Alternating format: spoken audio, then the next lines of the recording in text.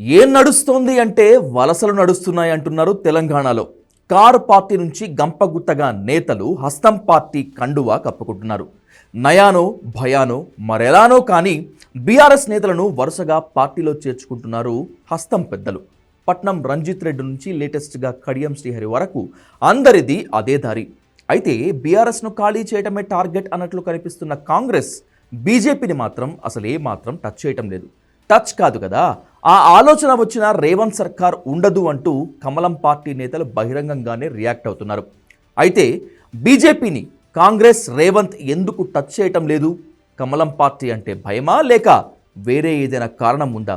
ఇలాంటి ఎన్నో ప్రశ్నలు వినిపిస్తున్నాయి. ఇప్పుడు బీజేపీ నేతల్లో ఎవరైనా తమంతట తాముగా బయటకు వచ్చేస్తే మాత్రమే చేర్చుకుంటున్నారు తప్పితే ఒక నేతను టార్గెట్ చేసి ఆ విధంగా లాక్కునే ప్రయత్నాలు మాత్రం జరగటం లేదు. మోదీ అమిత్ షా వ్యూహాలతో విపక్షాలు అల్లాడిపోతున్నాయి.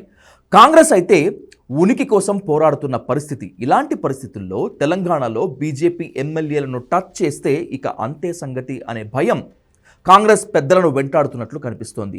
బీజేపీని కాంగ్రెస్ టార్గెట్ చేస్తే కేంద్రంలో అధికారంలో ఉన్న కమలం పార్టీ ఇక్కడి నేతలను టార్గెట్ చేయటం ఖాయం. మోదీ సర్కార్తో కయ్యం పెట్టుకుంటే ఆ పరిస్థితి ఎలా ఉంటుందో బీఆర్ఎస్ను చూస్తే అర్థమవుతుంది. అలాంటిది ఇప్పుడు బీజేపీని టార్గెట్ చేస్తే కేంద్రం రంగంలోకి దిగే అవకాశాలు ఉంటాయనే భయం కాంగ్రెస్ నేతల్లో కనిపిస్తుందనే అభిప్రాయాలు వినిపిస్తున్నాయి. రేవంత్పై ఓటుకు నోటు కేసుతో సహా చాలామందిపై తెలంగాణ కాంగ్రెస్ పెద్దలపై రకరకాల కేసులు ఉన్నాయి. ఇలాంటి పరిస్థితుల్లో బీజేపీ జోలికి కాంగ్రెస్ వెళ్లే ఛాన్సే లేదనే చర్చ అంతటా జరుగుతోంది.